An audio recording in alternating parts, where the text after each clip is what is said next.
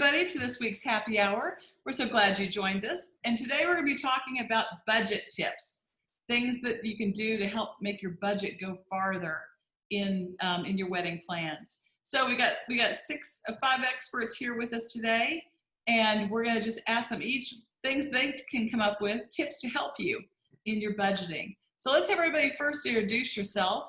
And Brandy, why don't you go first? Hi everyone, I'm Brandy from Nature Point Weddings and Events. Great. Courtney? Hi, I'm Courtney. I'm Courtney Faye's Wedding and Event Planning. Perfect. And she's driving. I'm parked. Oh, you're parked? Yay!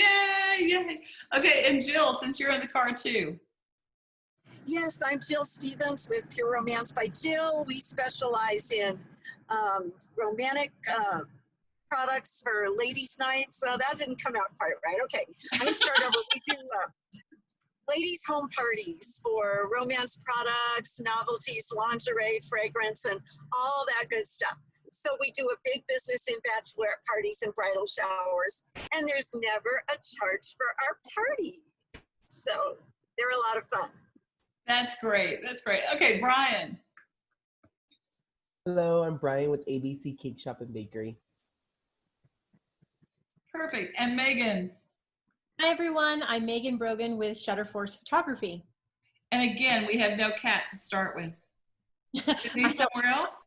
I had a little drive-by from Linus, who has yet to make an appearance on the show, but now he's laying sideways over beyond the scope of the camera, so he might pop in again later. You never know. Okay, well, great. Hey, Megan, since you're already on here, why don't we start with you? What kind of things, now you're a photographer, but you can name tips in any kind of anything you can think of or that you've seen brides try. What can you tell the brides? Yeah, well, I think honestly, the budget discussion is always one of the biggest ones that a couple has to face when they're planning their wedding. I think one of the most important things that we try to encourage people is when you're thinking about budgeting for a wedding, one of the first resources that people go to is either the Knot or Wedding Wire or another wedding planning website. New Mexico Wedding Expo is a great resource. A lot of these companies will have like a bullet point list of what you should spend on your wedding. And I think those are all great. They've been made with good intention and like track records of other brides and grooms and couples. But our advice is to sit down with your significant other and come up with a list in order of the things that are most important to you for your wedding day. Because if you look at these big generic lists, it's going to tell you, okay, you have to spend 5% of your budget on this and 10% of your budget on this. And for a lot of couples, they really don't even know what that big budget number even is yet. So it can be very, very overwhelming. And then they can start to actually weed out vendors based just on these kind of arbitrary percentages that may not necessarily be in line with what they want for their wedding. So what we like to say is, okay, what's the most important thing that you want, the most important vendor for your wedding day? Is it the venue? Do you, is it, this is your dream place? Every other vendor, like disregard, like we have to have this place, this is where I want it. And then the rest of the budget falls into place. Or is it photography? Do you really, really want a professional photographer who's going to take amazing images and give you an incredible experience? Then you can kind of really start to figure out, okay, I've wanted to spend the most money on florals. I want the most gorgeous florals. That goes to the top of the list. And then kind of that's when you can really start to adjust on your pricing. I feel like couples that really choose where they spend their money that equals what their passion is for their wedding day have the better wedding day experience, rather than what someone told them they have to spend. When it comes to specifics with photography, what we try to encourage people is to always reach out to a photographer that you like their work first.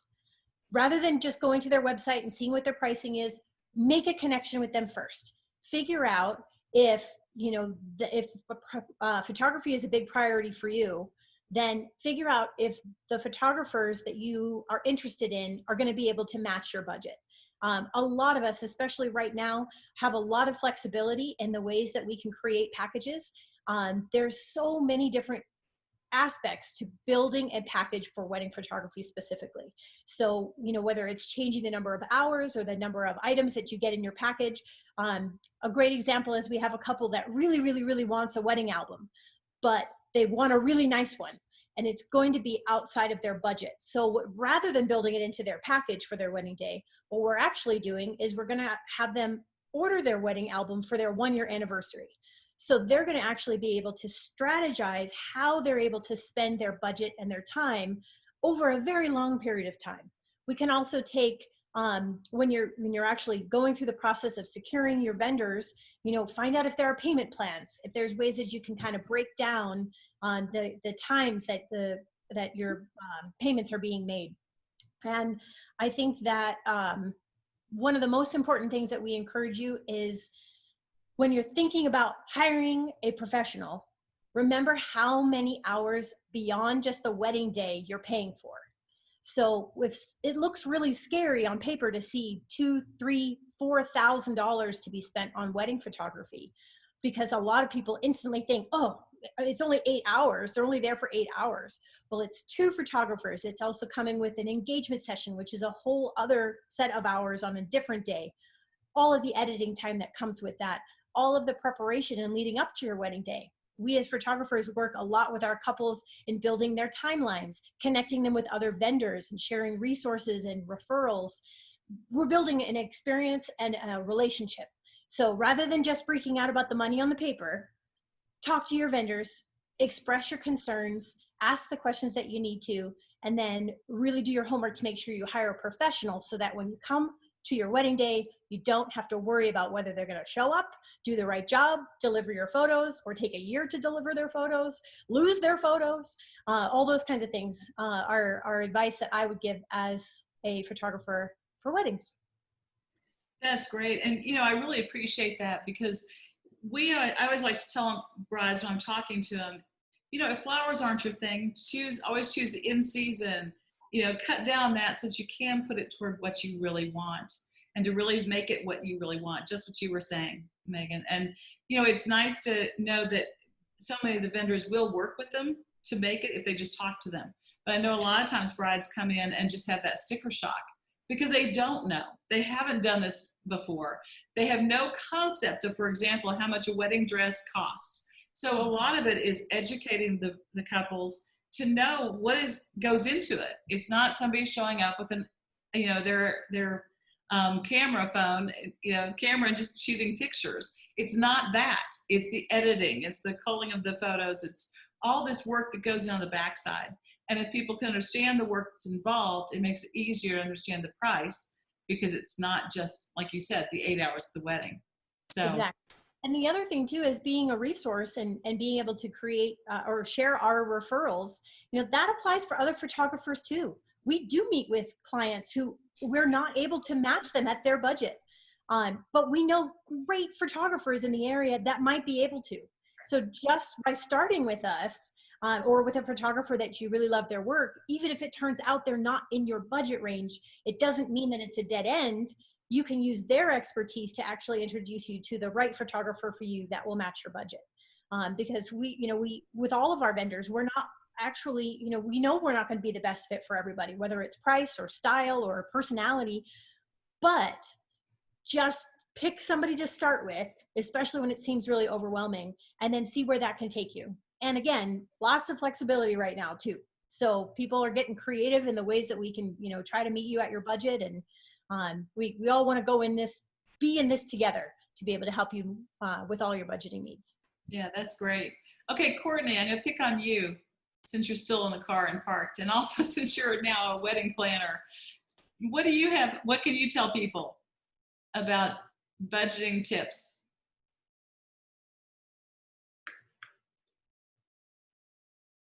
I can't hear you. I can see you.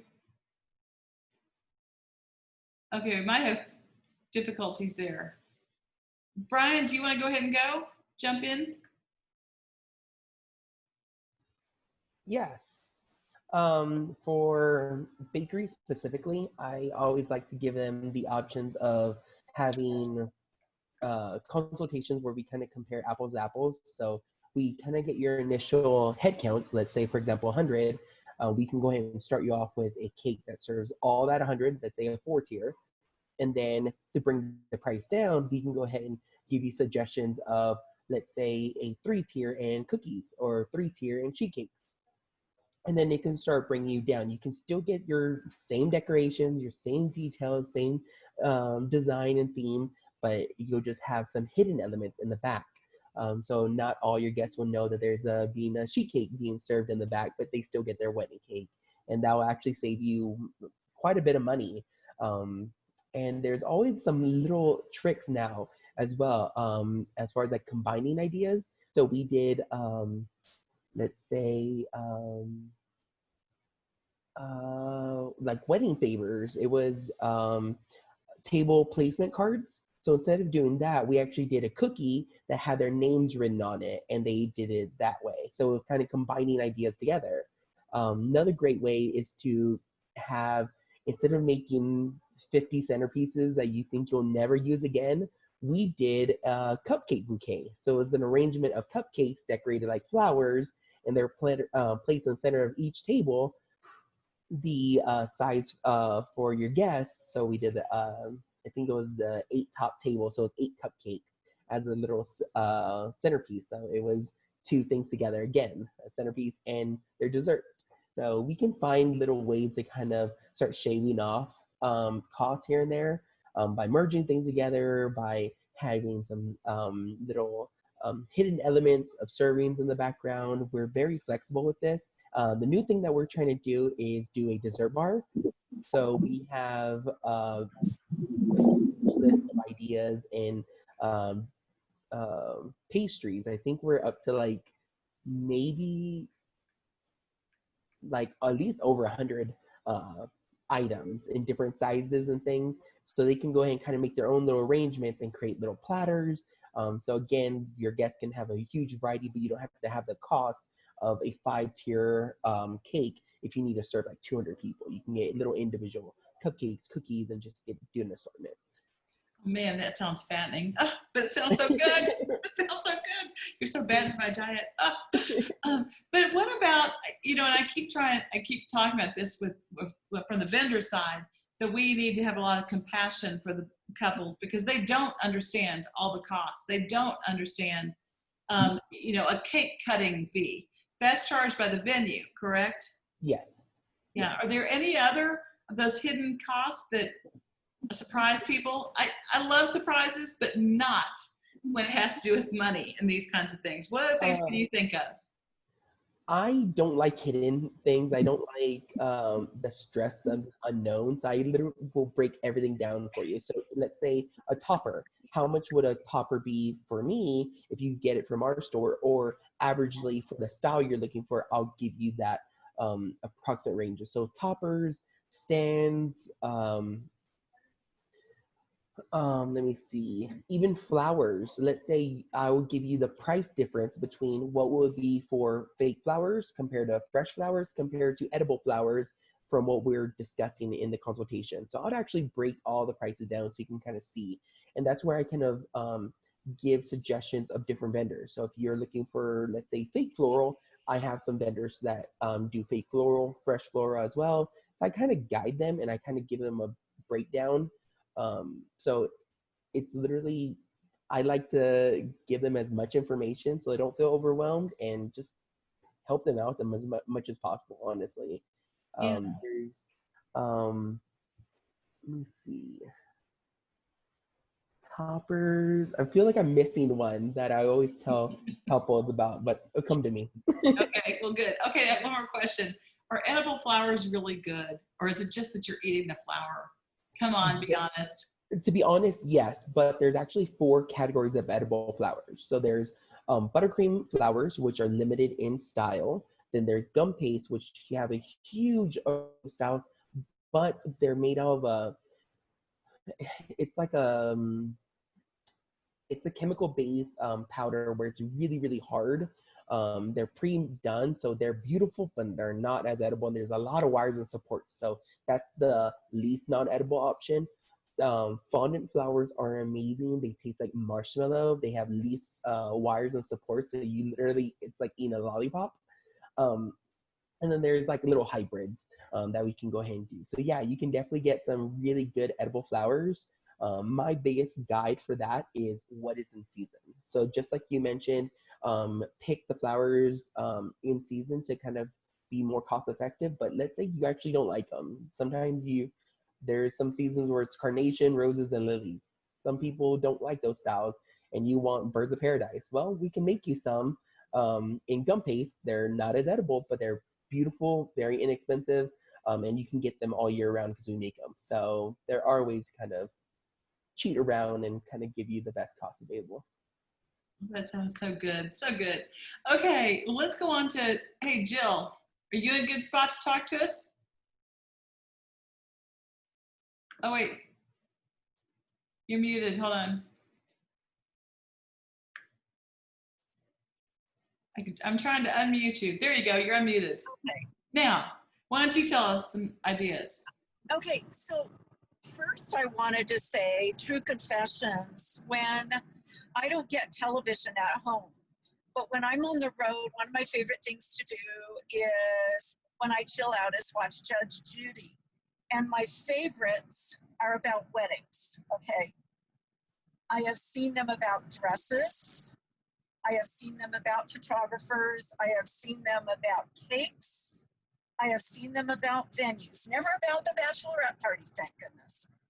But what I've gotten out of that is, you know, because I was really listening to what Megan said, the more you can spell things out in advance, and of course, have things in writing, just like we do for our bridal show. And so they know exactly what they're going to get, because I've noticed a lot of people don't communicate very well. And if they would communicate better and have it spelled out in writing, that's going to save a lot of these headaches. Not that, you know, something can't go wrong, because things do go wrong, but, you know, we can do our best to do that clear communication about everything. My budget tip is specifically going to be about the honeymoon, which a lot of people don't talk about. But I use this very simple method myself with a vacation every year. Keep in mind that with two people, and I'm trying so hard to be up with the times. I want to say bride and groom. You may have two brides or two grooms now, so I just include everybody. But you're going to have double the people that have a credit card with points. Do you know how many points you can build up for travel and hotel with those cards? It's a lot. Okay, so I take at least one vacation a year using those points and what I make with my Pure Romance, which, you know, is kind of my fill-in thing. So we're hoping to go, and you can translate this into your honeymoon. But we're hoping to go to Disneyland over Christmas, and have no idea if it's going to work. The latest we checked with Disney, they're still figuring out how they're going to limit the crowds and do the distancing and all of that. I don't know how they're going to do it. But anyway, points would be good for anywhere. So the more time you have to build up the points, the better. And if you have two people using cards, here's the trick. You want to pay your vendors, because most of the dress, the vendors, you're going to be paying those far enough in advance that you're going to have those points accruing in time for your honeymoon. Now, you all may say, well, this goes without saying, but you'd be surprised that people don't think.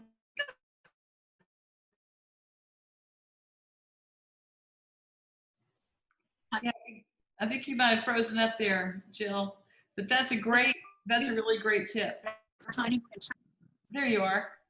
But I've already got over 400 points toward my hotel at Disney. Then if you can plan logistically to pick a place where you can go cheaply on the travel. Now it takes a little bit of, research on your part. I don't use a travel agent because my background is in travel. I used to fly for the airlines, and then I did an online travel agency. So I just do all my own little investigating. But you can find someone to help you with that if you're really no good at it. By the time I get to Disney, the hotel is free, and I have figured out a way to basically get the gas or the plane for free too, using the points. And then all I have to make up is out of my Pure Romance sales, like the Disney ticket and the food. Okay, so my husband has a name for this sinking. He calls it geologic, but it totally works. And you feel like you are getting a free vacation. So when I was thinking about what to say today, it's like, well, they should use my vacation method because you really can. And if you do, like, I know we're not, most of us talking about destination weddings here, including me, but you can get like an all-inclusive. The deals are amazing. And so with all those tips, I hope that helps somebody, and that's what I wanted to share. Thank you. Thank you. And I liked your talk about Judge Judy, because that's another reason why when you're picking a vendor, you need to make sure that you're using someone who's professional and who has a contract, so that you have things spelled out there and you don't have things just, oh, he said he'd be there on Tuesday. No. Well, I have seen some nightmare things on there, and it's just like when you're picking a bridal show. I advise people to check out that promoter, which is you, right? Have they done shows before? Mm-hmm. What is their attendance? How are they promoting the show? I learned all this the hard way and got into some shows that just weren't promoted, that didn't have the attendance, didn't have any track record, because I was new and just was, taking a shot in the dark. So you want to do the same thing with your vendors. I mean, like I say, it might go without saying, but get some referrals. Look at some of their photos and their cakes and make sure they're dependable, because, a bargain may not be a bargain. So. Yep. That's it. And look at the reviews. It's very important to look at the reviews too. To look at those, see what other brides are saying. Because you're right, a bargain might not be a bargain. When you get done with your wedding and find out that you have 2 usable photos that you even like, that's not going to cut it. It's kind of like what Brian was talking about last week. And then it's too late. Yeah. It's too late then. Yeah. So it's too late if you haven't used a professional where you like the work and know what to expect. And we see that all the time with brides who, from buying a dress online to hiring a friend to do their photos, to having their mother and her friends make the cake and do the catering. Huge nightmares can happen with that. And friendships and families are ruined and divided. So how much would you pay not to have that rift in your family the whole time? Right. Now you might like that, but that's for counseling on down the line. But well, thank you, Jill. And Brandy, how about you? Okay. Well, now that Megan and Brian and everybody said everything, but you know what? I really wouldn't have thought about the points, but I have heard that before. A lot of times they'll pay for the venue itself, just right off the bat so they can get the points. And I'm like, what? Really? That's how many points you get? It makes me really want to go get some of those credit cards. But so, I mean, just being a venue itself, and then being newer to doing this job, one of the biggest things that I'm starting to see is more of the hidden things that don't come up until usually after you're signing the contract. And then you're already obligated or into a contract, and then kind of more of the hidden things start coming out. So one of the things you had asked Brian, and the other hidden costs that we hadn't thought of is a service fee, or a cleanup fee, or a fee for tables and chairs. I have talked to so many people and found out that they only offer 100 table and chairs, And then after you're trying to book for your 150 or 200 people, do you have to pay for additional, or your cake cutting service, or, you know what I mean? And so I guess what I would say is that if once you find your venue that you fall in love with, just ask as many questions as possible. Right during a tour, I will say everything, and I'll be like, let me see what else haven't I said. And then I go, oh, the gates, this is it. And then I go, oh, the decor, oh, the service fee, we don't have one. And then I tell them, like, use these little things that I'm telling you to when you go around and start shopping around for your other venues, just because those are the things that, because they've never done it before, or if they haven't had a lot of friends and families or people to give them tips, then they can get it from that. And then also listen to your vendors, your venues, because you know, we have worked with a whole bunch of other people in the industry, and we can kind of give you a whole bunch of tips. If we tell you, you know, somebody is amazing because of their pricing, I mean, you know, then you might want to start looking around, or preferred vendors. But I try to just tell everybody, like, tell me what you're looking for. Tell me what your, you know, what the main priority is for you, like Megan said, you know, to have a list and start working your way down. And then let's come up with ways. So because we're all inclusive for a lot of our stuff, we can save you on the decor. Well, maybe you were already had in your budget $1,000 for decor, and you'd only planned a certain amount for your cake or for your photographer. Now the money that we're saving you by not having to buy your additional decor, because ours is included, now you can put that money elsewhere to really start being able to get the top of your priorities. So I would just, I think talking to people in the industry is probably one of the hugest things. And then asking a lot of questions. If you start feeling like people aren't transparent, they're not open, they're, you know, kind of being guarded with their wording, listen to that gut feeling, because usually there's something there that's throwing you off. And if you don't feel like people are being upfront and honest, then there's probably going to be a lot more hidden things that you're going to find out later on, and potentially ruin your whole day. So. Yeah, that's great. And, you know, it's funny you talk about, in just everybody's been talking about choosing your vendors. You know, a lot of times you'll think that you're saving money for doing something, and it's not. For example, just one quick thing is like buying a dress online. Everybody thinks, oh, it must be cheaper. Guess what? Most times it's not even close.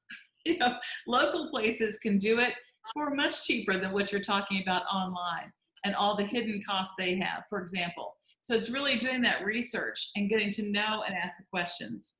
But I know a lot of times when couples are there meeting with you, I bet you they're probably overwhelmed and might not be paying attention. Would you recommend they take notes? Yeah, for sure. I love when they come in and they take notes. Another thing that I started doing that I'm actually going to start putting in our new packaging is facts and questions. And it's going to be based off of Nature Point, but I want them to use it as a guide for other shopping around. Because I always tell everybody, like, I mean, you know what your dream is, you know where it's your place. Like, it's been your vision for however long. So, you know, I'll never take offense if somebody doesn't pick us. It's just, it's not your vision, you know? And so I always just try to help them out, because that's what we're here for. A lot of us are just here to, you know, make your day. We're not trying to sell our venues or our photography. We're trying to just sell an experience, you know? So we want you to be happy regardless. That's great. That's great. And Courtney, I see you. You're back. Yay! Do you want to tell us what about you from the wedding planner standpoint? You've got a lot of experience. Yeah, and I am sorry about earlier. I don't know what happened to my cell service, but it's just like. So I think one of the big things is just to talk to your guests about the weddings that they've been to. And I know some people haven't necessarily, but ask them what the things that they absolutely remember was the highlight of other people's weddings. So that way you can kind of help your budget, like similar to what Megan was saying earlier. Like, what are the things that you think are super important, and what are the things that your guests are even going to remember? So like Brandy was saying, you can get venues that already include decor. And some people are like, well, do I love their centerpiece?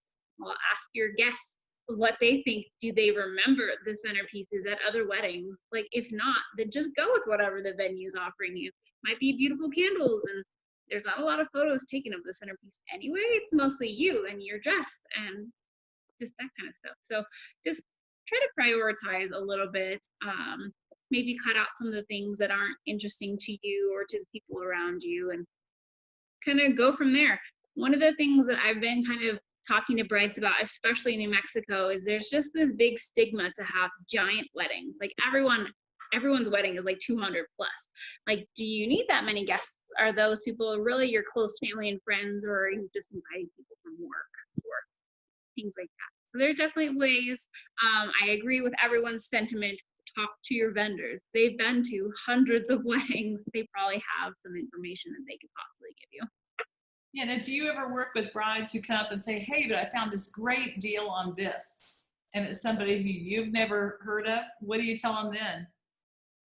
I usually tell them that yes, it's a great deal. I've personally never worked with them, so we don't know exactly how it's going to turn out. So let's look at the reviews. Let's research it a little bit more together before we're just like, yeah, gung ho, good pricings. Like outside of the wedding industry, like if I buy clothes that I think is a good price, and I've been the victim of this a lot, I put it in the washing machine and it falls apart. So what's going to be the same thing for wedding vendors might happen. You might be like, oh, I got this great venue, and then you get there and it's like dirty because their photos were like really great, but they were fake or something, you know? Yeah, that makes sense. That makes a lot of sense. And I was going to ask you something else. I'll have to come back to it because I just completely spaced it. Anyway, okay, anybody else have any final things you want to say about this? About planning your wedding? Oh, go ahead. Y'all go ahead first, and then I'll jump in. Megan, you have anything? I was actually going to say, when Brian was talking about getting creative and kind of, grouping things together, like I love the idea of mixing the cookies with your place settings, like having your cookies with the name on it be your place setting. Like so cute, clever, and creative. It actually makes me think of the television show Property Brothers. This is what I think of when I think about planning a wedding. At the very beginning of the show, if you've never seen it, the brothers basically sit down with the couple that are shopping for a home, and they say, okay, what are all the dream things that you want to have? All the things. And like, if you had no budget, this is what you would do. And then they take them to that house, and then they basically go, you can afford none of this. So here's what we can do to create your dream home based on the things that are important to you. So that's what I would recommend when you're planning your wedding. Think about it like that. Think about your dream wedding if you had no budget at all the things you'd want to do, and then start to look at it and go, okay, so what are the things that I was like, I'm gonna splurge on? Okay, those go to the top of the list. And then some of the things you're like, hey, I never actually even mentioned flowers. Maybe, I want to think about, doing some cost cutting in that department. And then that's when you can actually start reaching out to the professionals, because that's what the Property Brothers do, is they say, you're going to use us to help make your dream work for your home. We're the ones that have all these great tips and have all these great advice. And, we can introduce you to an awesome wedding planner like Courtney, who can come up with all kinds of great, clever solutions. And I never even thought about the idea of like doing cupcakes for your centerpiece. Like, how clever is that? There are so many ways that, we can, create this magical, amazing experience that is going to fit in your budget. But it's all about using your resources, talking to people, and boiling it down to what is actually feasible, so that you have a great marriage as well as a great wedding. Yeah, that's the important part here. Right.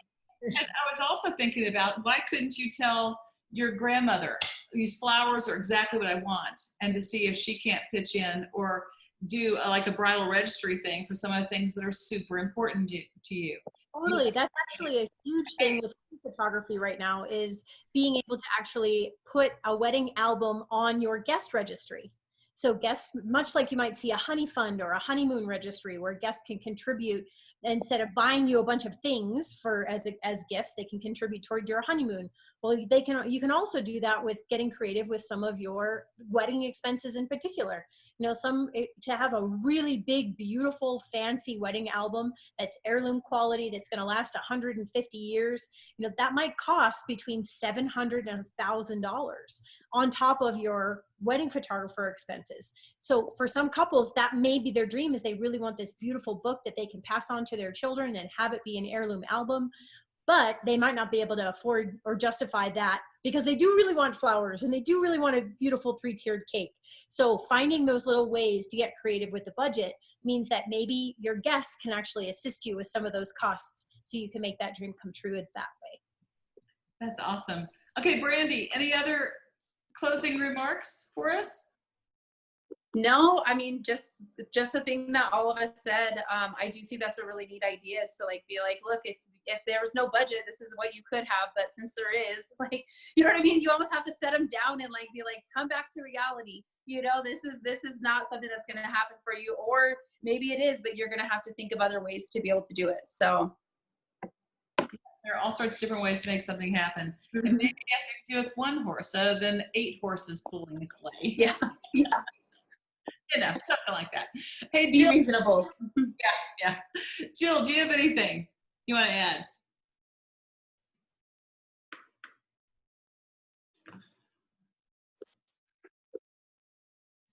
You still mute? Oops. I'm having trouble. There you are. Okay. Final thought. My comment here won't affect any of us that are on this call today, but there are a lot of things you can do super cheaply on Amazon. Not your photography, not your venue, not your cake, and not your bachelorette party, but you know, you might look on there for centerpiece things, and I also like to watch the cheapest weddings. So that is a really good show to look at people's tricks for saving money on these other things that aren't represented here today, and you would never know the difference. So get creative and use all your resources. Yeah, but on that, I do have a cautionary note just to say, be careful with what you choose to go cheap on, because there are some things. I've been to one wedding where I was just, well, that's why I like cheap weddings, because it goes into the mistakes people make too. yeah. So, you know, the more time you have to plan, the more you can find all this out. So Yeah, planning's key to it.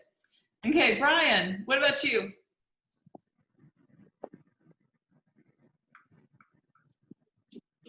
Yeah, I think we really all touched on it, and it just trust your vendors, communicate with them. I always like, getting creative and letting the professionals guide you. So we'll fill in the blanks. You give us your dream expectations, and I will try and shoot as close as possible to that in a more realistic fashion. We go through the struggles, we stress, we worry, so you don't have to. So pick our brains, ask us questions. Like Brandy was saying with the frequently asked questions, I have one because I don't expect you to ask all the questions. It's my job to give you those things. So we're prepared for you. We are going to make it as easy as possible for you. So, and affordable. You don't have to go and get this big extravaganza cake and spend thousands of dollars. But if you want something just as cute and just as shiny and sparkly, I can give you something in a 3-tier. So yeah, pick our brains. That's what we're here for. That sounds great. And Courtney, final thoughts? I love seeing your dogs. Final thought. She really wanted to be on the call. Oh, Yeah. hello. Final thoughts is really just you be you. Like so many people I feel like have this like set thing in their mind of what they have to do for weddings. I'm like, really, it's just supposed to be a celebration of love. So if you don't want to have a big bouquet because it's kind of costly, or like you don't want to dance, there's a lot of people that don't like to dance, and like just go with the route that you feel comfortable with, and like whatever you want to do for partying. Stop squeaking the ball. Sorry. My dogs are going crazy. They're like, where? We want to play. Okay, thank you guys. And we will talk about another issue of wedding planning next week. Bye.